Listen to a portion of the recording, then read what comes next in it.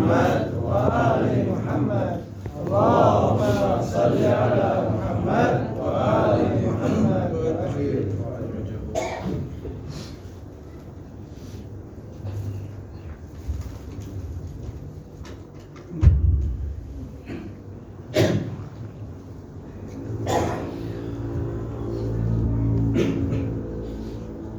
Bismillah wa billah wa ala millati rasulillah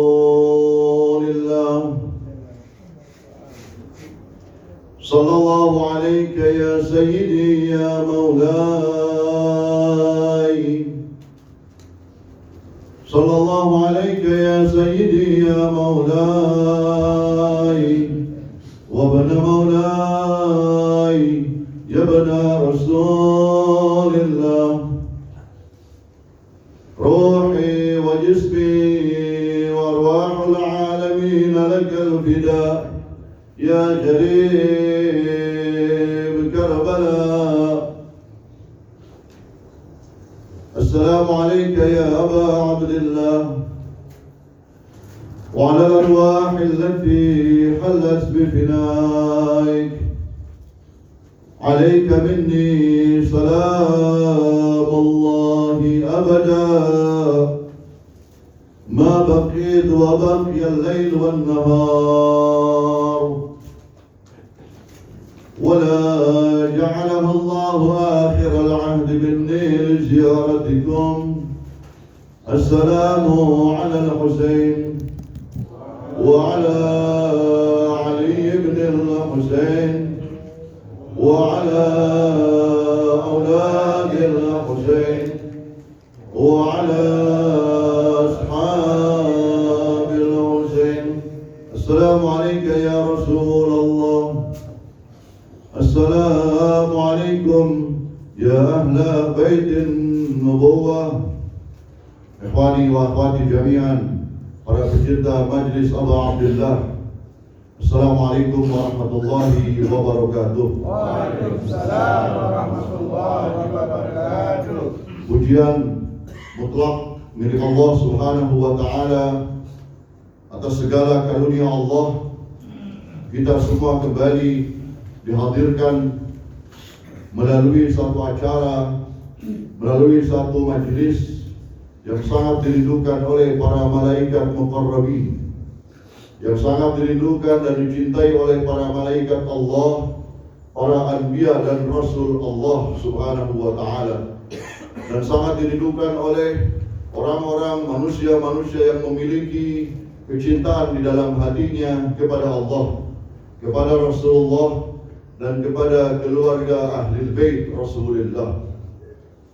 Sehingga atas taufik Allah Subhanahu wa Ta'ala, kita semua kembali menghadirkan hati dan jiwa kita, menghadirkan dan mengkhusyukkan pikiran kita, melangkahkan jasad kita semua ke majlis yang insyaallah ta'ala majlis ini akan menjadi saksi di mahsyar kelak bahwa kita pernah menangisi dan meratapi Abu Abdillah, dan kita pernah duduk di dalam satu majlis yang pernah diadakan oleh baginda Rasul sallallahu alaihi wasallam, yang pernah diadakan oleh para anbiya Allah dan oleh para rasul Allah.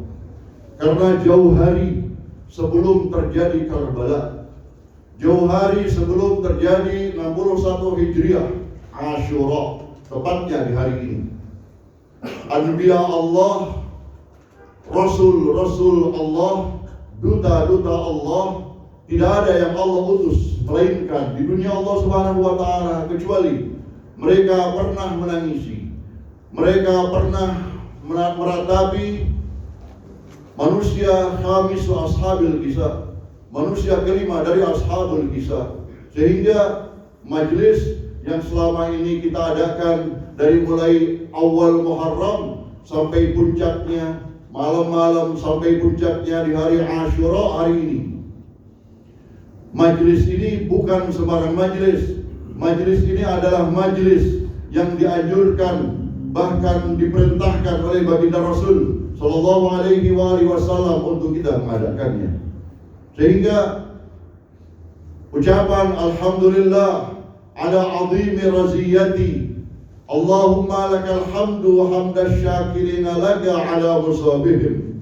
Derita yang menimpa kepada Abu Abdullah, kepada putra-putra Al-Husain, kepada sahabat-sahabat setia Abi Abdullah, kepada An-Nisa As-Sabaya, adalah derita yang akbarul musibah ketika kita membicarakan tentang musibah yang Allah Subhanahu wa taala berikan di muka bumi Allah ini.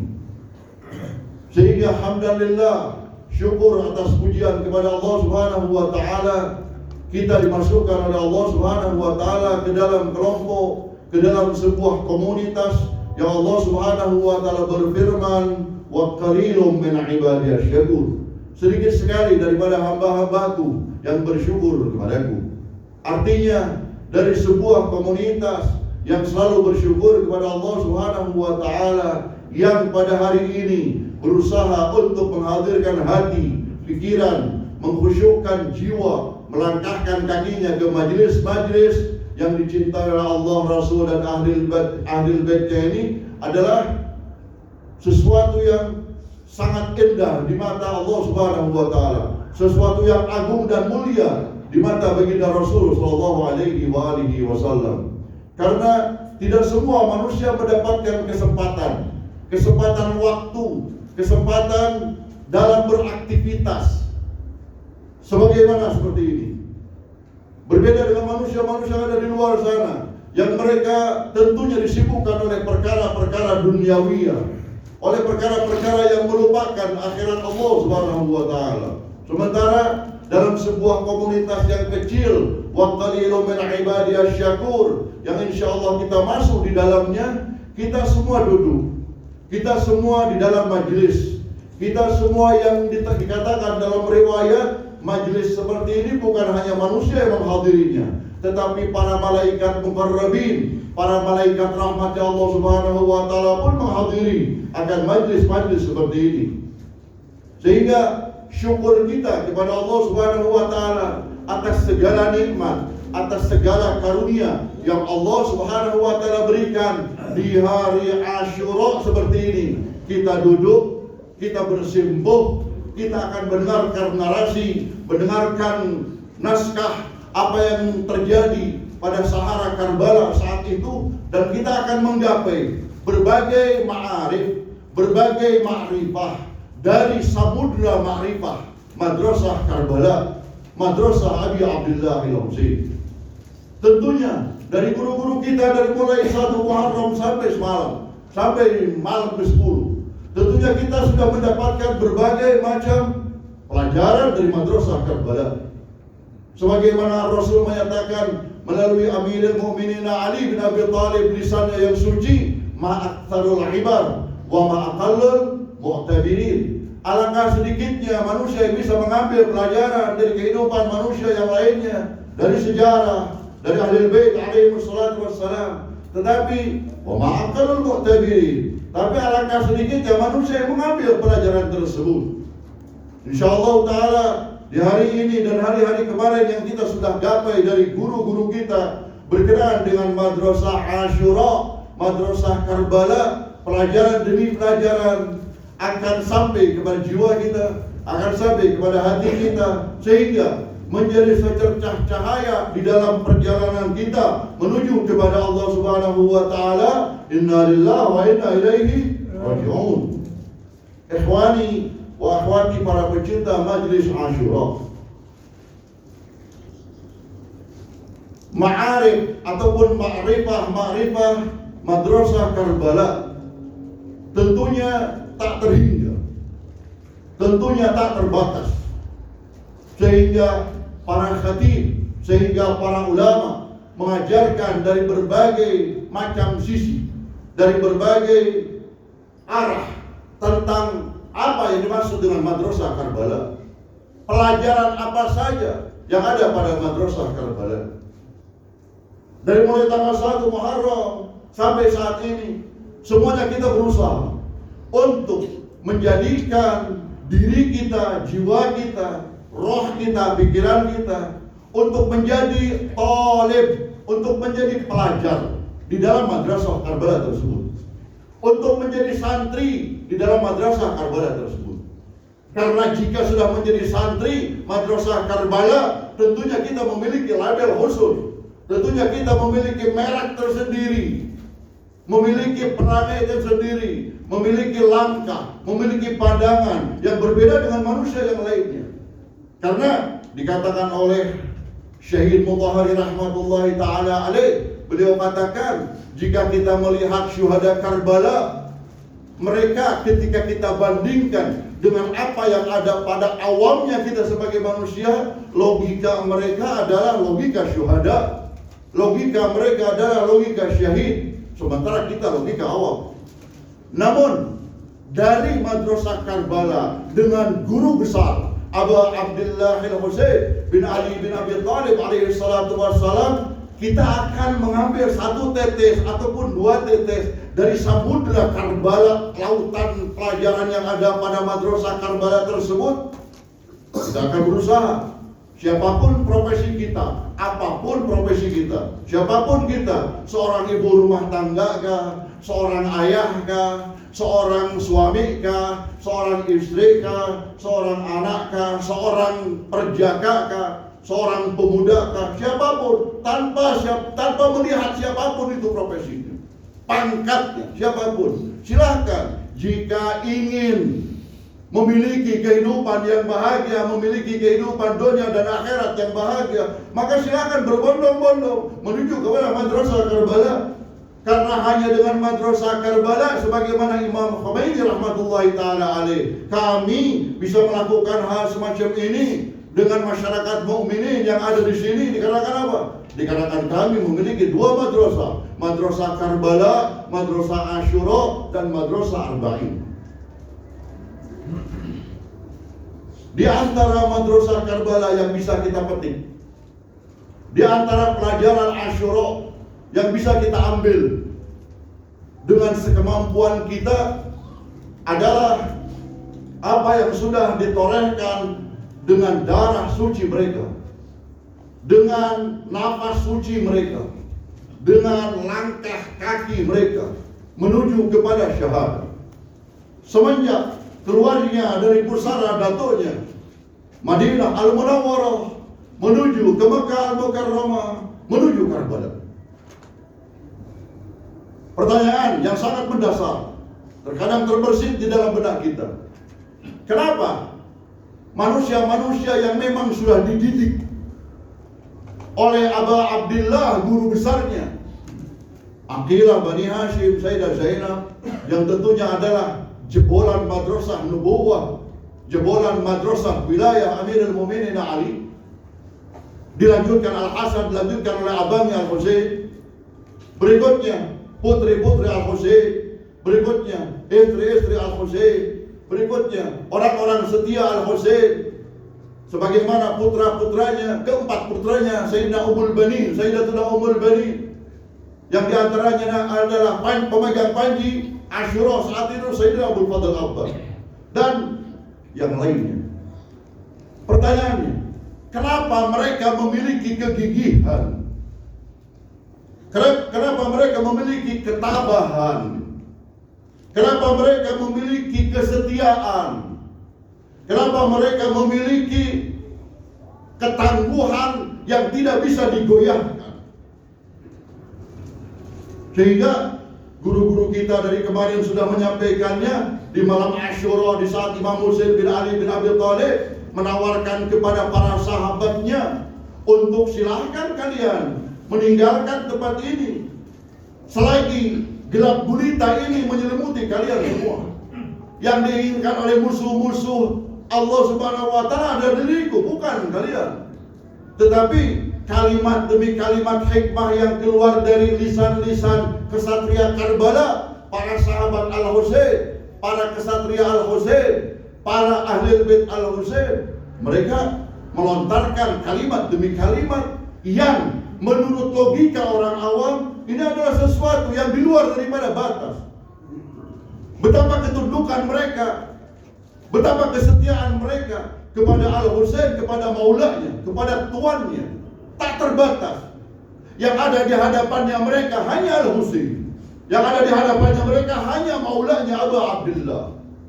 Sehingga Imam Husain ketika mendengarkan kalimat demi kalimat dan tak satu pun dari mereka meninggalkan Al-Husain bin Ali bin Abi Thalib memuji mereka, memuji Ashabul Husain, memuji Ahlul Bait Al-Husain bin Ali bin Abi Thalib alaihi salatu wassalam. Fa inni, panjang khutbahnya beliau di saat menyampaikan kalimat demi kalimat kepada para sahabatnya. La a'lamu ashaban awfa. Aku tidak menemukan, aku tidak mengetahui sahabat yang lebih setia atau lebih baik daripada sahabat-sahabatku ini. Awfa, lebih setia daripada, enggak ada. Daripada sahabat-sahabat selain, tidak. Hanya ini. Ahli baitku lebih baik dan lebih banyak budi pekertinya ini. Luar biasa. Sehingga Al-Husain bin Ali bin Abi Thalib memuji mereka. Dan pujian dari manusia Ashabul Kisah ini bukan sembarang pujian. Ini adalah pujian daripada lisan suci.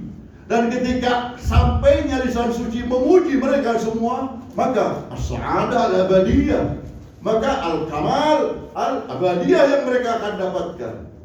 Sehingga kembali kepada pertanyaan, apa yang menjadikan mereka semua memiliki kesetiaan, kedermawanan, saling bahu-membahu, setia kawan, antara yang bernama teman. Bagaimana kalimat demi kalimat hikmah yang keluar di malam-malam Muharram, bagaimana zikir mereka, bagaimana raki'an wa sajidan, sebagaimana Ustaz kita semalam menyampaikannya. Semuanya mereka mempersembahkannya kepada Allah Subhanahu wa taala. Satu, kenapa sampai sejauh itu? Di balik itu, selain pelajaran ini, di balik itu ada pelajaran lain. Apa? Pelajaran yang bisa kita lihat bagaimana musuh-musuh Allah Subhanahu wa taala, bagaimana sistem yang ada pada syaitaniyah, sistem yang ada pada iblisiyah, sistem yang ada pada yazidiyah. Mereka menggunakan dengan mengerahkan segala kemampuan mereka untuk mengelabui manusia agar memerangi Abu Abdullah. Dengan dunia mereka bagikan. Padahal mereka tahu bahwa dunia ini adalah fana. Dunia ini akan hilang. Dunia ini hanya sementara. Mereka tahu bahwa akhirat lebih abqa, lebih aula. Dan sementara ini 1-2 hari seluruh dunia ini akan hancur. Bahkan apa yang didapat oleh mereka semuanya akan hancur. Tapi pertanyaannya, kenapa musuh-musuh Al-Husain bin Ali bin Abi Thalib dengan lawannya, kalau tadi kesetiaannya yang tak tertangguhkan, sementara di balik itu semua ada musuh-musuh Allah Subhanahu wa taala yang menurut nurani manusia, menurut akal sehat manusia, menurut hati manusia yang sehat, pekerjaan mereka ataupun apa yang sudah dilakukan oleh mereka kepada Al-Husain, kepada putri-putri Al-Husain di hari Asyura, itu di luar daripada nalar manusia. Betapa biadabnya, betapa kejinya, betapa iblisnya mereka. Sungai yang begitu jernih dibiarkannya binatang-binatang untuk meminumnya, sementara putri-putri Al-Husain dibiarkan. Sifat macam apa yang ada pada mereka? Tidak ada kata mustahil yang ada pada saat ini, tidak ada. Tapi mereka terjadi, sejarah mencatatnya. Yang menjadikan ini semua apa?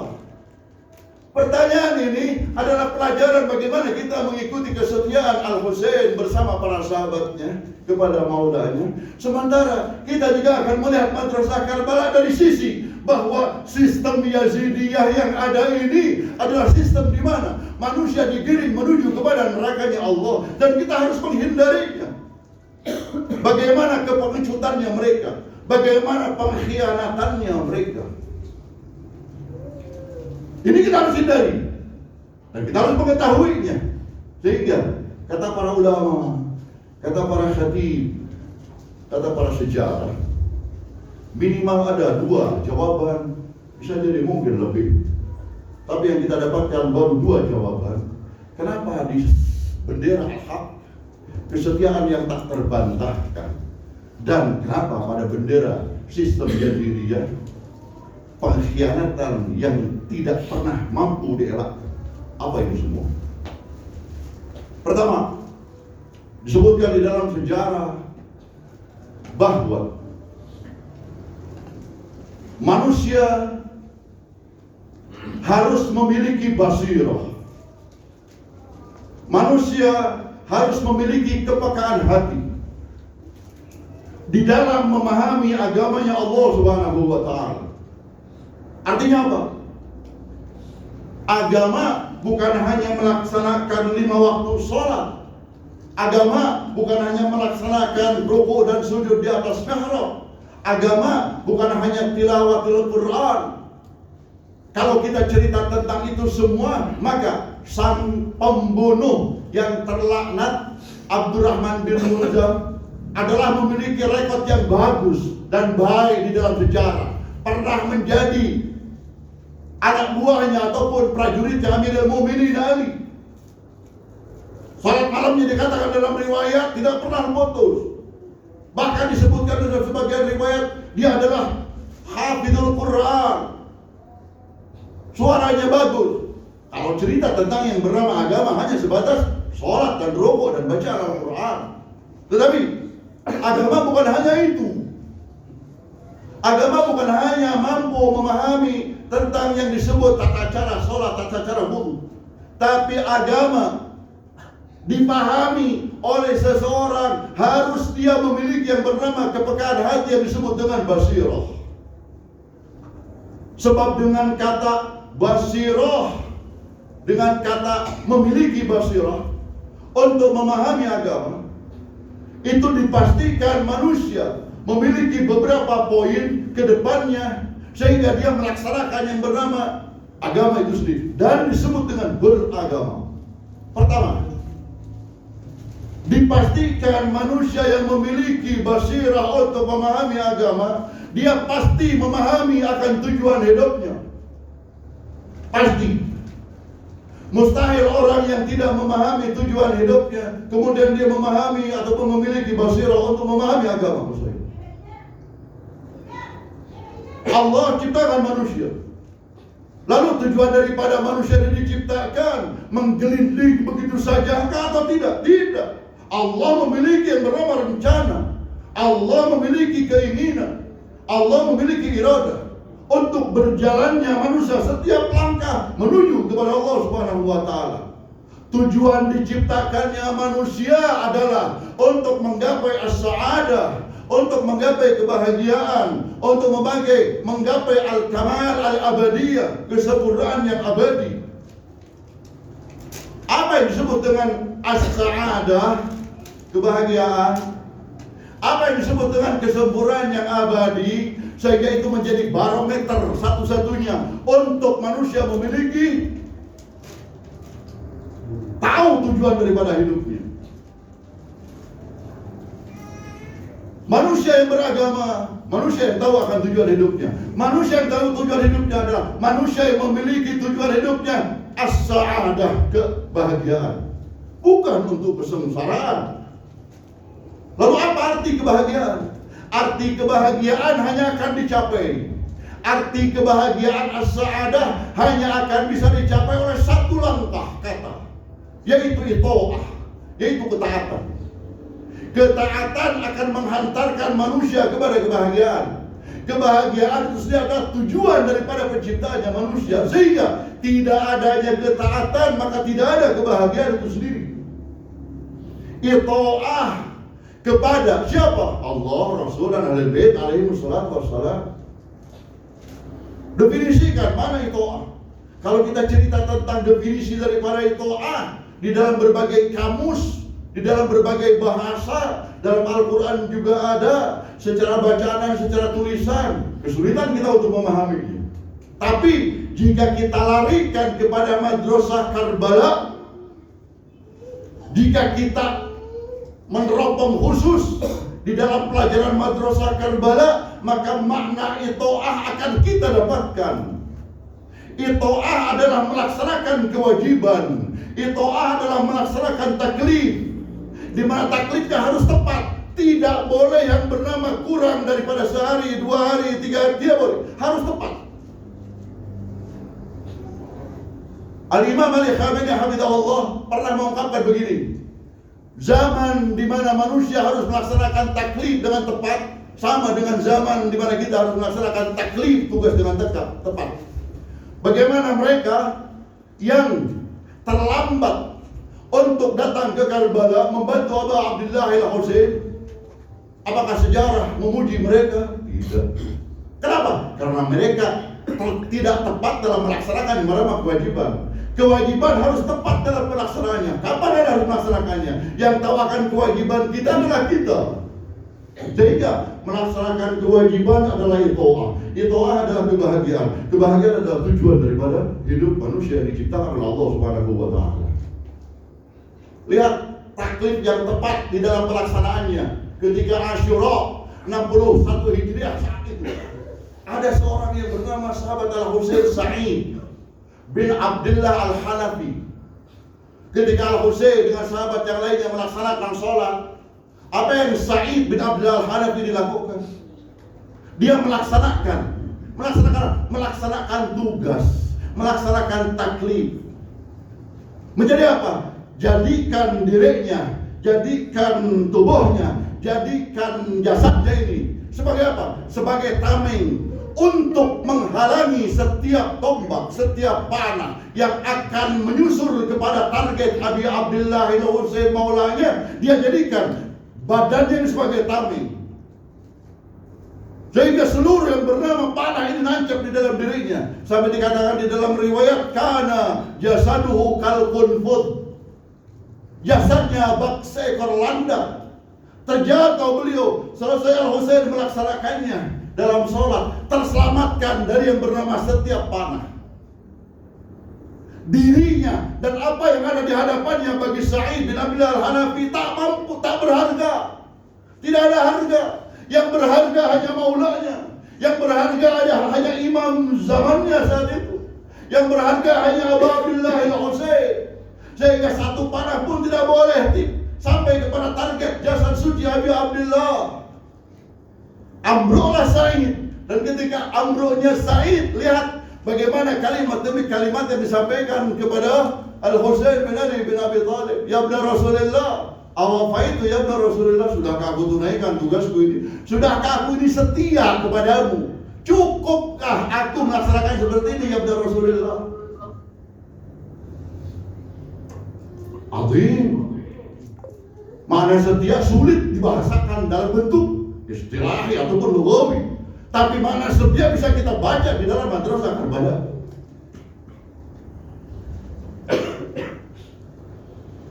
Madrasah Karbala mengajarkan kepada kita bagaimana kita harus memahami yang bernama memiliki basirah di dalam diri kita, dan itu harus dibina terus untuk menggapai pahaman tentang agama.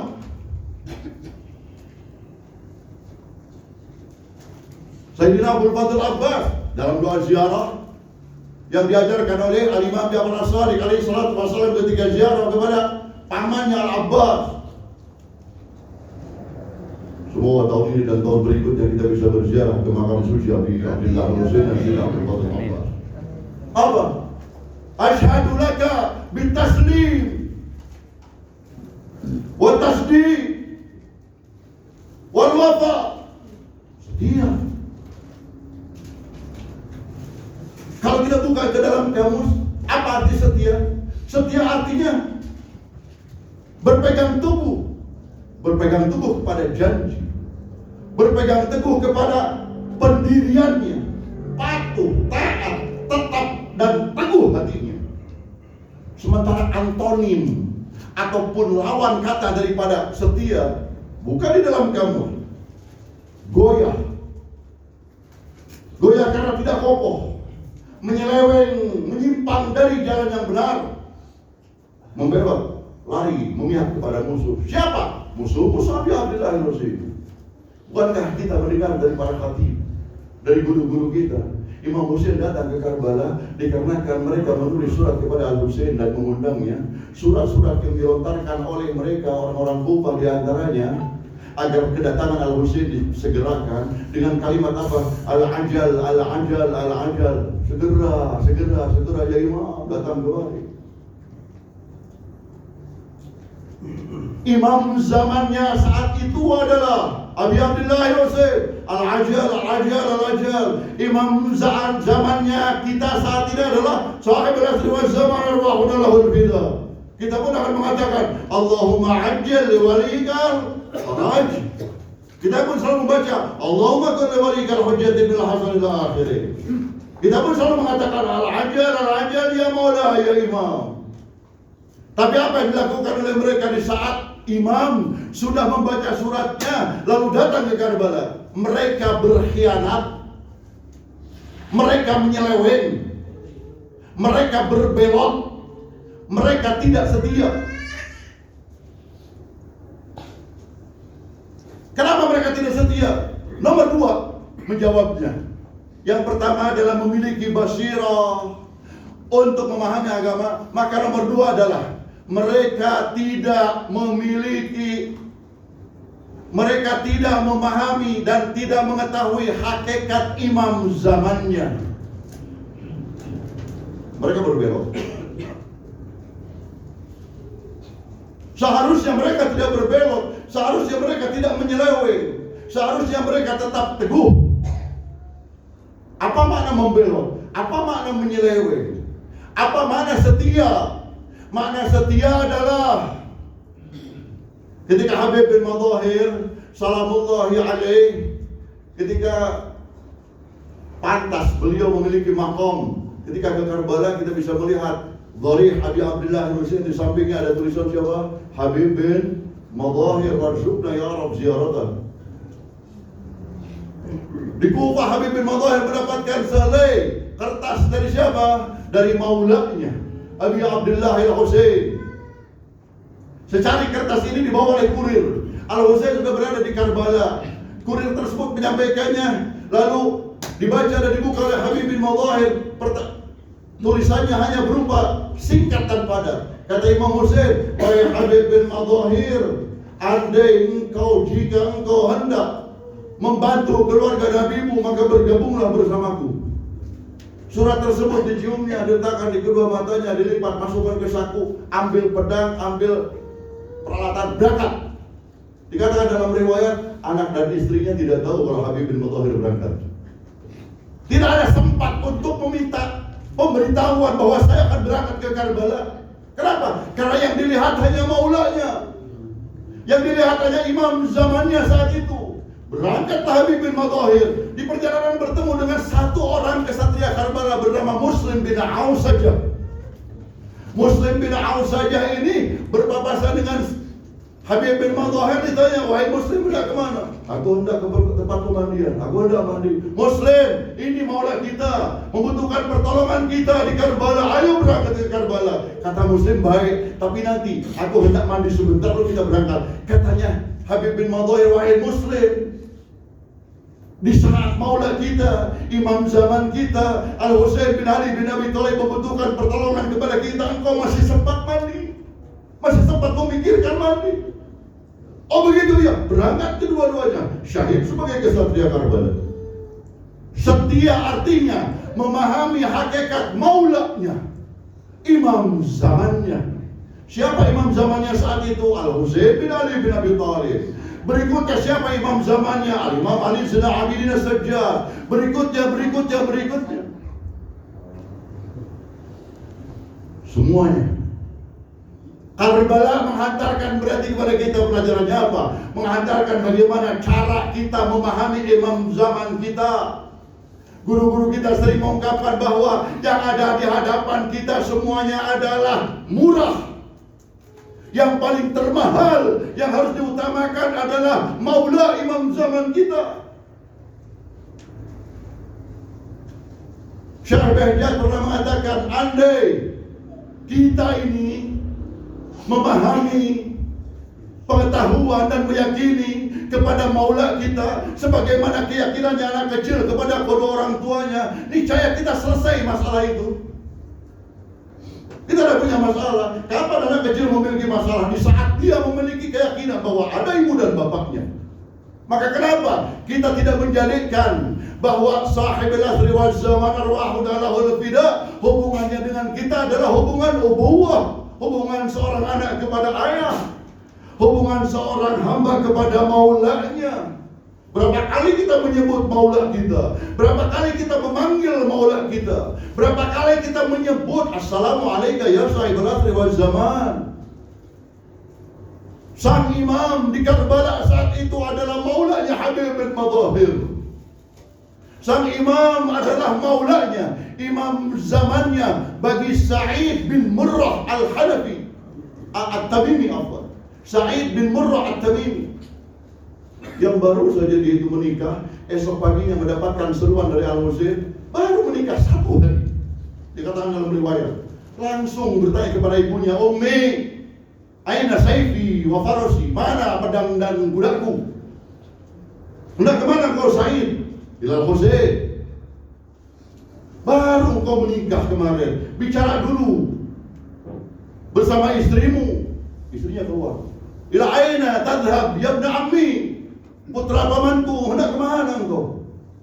Jawabannya daripada Sa'id, ila man huwa khairum minni wa khairum minki wa khairum min kulli. Aku akan pergi kepada seseorang yang lebih daripada aku kebaikannya, lebih baik daripada diriku, lebih baik daripada semuanya. Ia mau kemana? Jawab oleh Sa'id bin Murrah al-Hanafi al-Tamimi ini. Katanya Sa'id, ila Abi Abdullah al-Husain, putra daripada putri nabinya. Mendengar kalimat ini, sang ibu langsung berucap, "Fajazakallah khairal jaza ya bunai Anil Husain." Terima kasih wahai putraku atas Al-Husain seperti ini. Berangkatlah. Hendak naik kuda dipegang Sa'id oleh ibunya. Sa'id, na'am ibu. Bukankah aku yang mengandungmu? Bukankah aku yang membesarkanmu? Bukankah aku yang mendidikmu sampai sejauh ini? Benar wahai ummah, benar wahai ibu. Apa hakmu atasku? Silahkan sampaikan ya Sa'id, jika engkau bertemu dengan Abu Abdullah al-Husain, sampaikan salam dariku. Dan jangan lupakan aku, berilah syafaat kelak ketika di akhirat nanti. Berangkat Sa'id atas doa daripada sang ibu dan sang istrinya. Berangkat, ketika sampai di Karbala dari jauh dilihat oleh mata suci Al-Husain. Dan ketika sampai, kata Al-Husain, "As-Sa'id, apakah engkau Sa'id?" "Na'am ya Rasulullah." Ini perjalanan dari Basrah menuju Karbala. Masafah antara Basrah dengan Karbala sekitar 500 km. Pagi, siang, malam, terus Sa'id ini mengacu yang berkuda tanpa lelah. Begitu berjumpa dengan Al-Husain di Karbala, rasa lelah dan letihnya hilang karena melihat wajah suci maulanya. Belum terjadi apa-apa, masih selamat. Aku masih mampu dan bisa bergabung untuk menolong Al-Husain. Turun Sa'id dari kudanya. Katanya Imam Husain, "Ya Sa'id, apa yang ibumu pesankan untukku?" Tuh, imam zaman yang saat itu tahu apa yang dilakukan oleh setiap yang bernama Mu'min dan Mu'minah. Maka imam zaman saat ini pun sama, mengetahui apa yang sedang dilakukan oleh kita. Imam zaman selalu meneteskan air mata jika kita melakukan maksiat. "Sa'id, apa yang dipesankan ibumu untukku?" Katanya Sa'id, "Ya ibn Rasulillah, ibuku menyampaikan salam kepadamu. Ya ibn Rasulillah, berilah syafaat dia memohon syafaat kepadamu nanti di mahsyar." Spontan Imam Husain mengatakan, "Ya Sa'id, ummuka ma'a ummi fil jannah." Labbaik ya Husain, Labbaik ya Husain, labbaik ya Husain, Labbaik ya Husain, labbaik ya Husain, Labbaik ya Husain. Mereka yang mengorbankan anaknya, suaminya, istrinya, hartanya, semuanya bertalian dengan maulanya. Karena mereka mengetahui imam zamannya. Mereka tahu persis bagaimana harus menghadapi imam zamannya dan menghadapi seluruh manusia yang ada di sini. Tidak ada artinya. Yang ada artinya adalah hanya imam zamannya. Maka Karbala, Asyura hari ini mengajarkan kepada kita bagaimana selepas ini kita mengetahui dan selalu berhubungan dengan imam zaman kita. Imam zaman tidak mampu.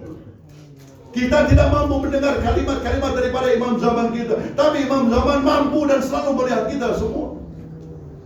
Muslim bin Aqil yang syahid di Kufah, ketika perjalanan Imam Husain ke Karbala hendak dilemparkan di menara yang begitu tinggi, apa yang diutarakannya? Karena beliau hanya melihat imam zamannya saat itu, yaitu Abu Abdullah. Beliau hanya mengatakan, alaika minni salam ya Abu Abdullah, ketika hendak dilemparkan, dan detik-detik daripada akhir sakaratul maut. Dikatakan dalam sejarah Sayyidah Zainab meriwayatkannya, Al-Husain turun dari kudanya lalu menghadap ke Kufah. Wa alaikas salam ya Muslim bin Aqil.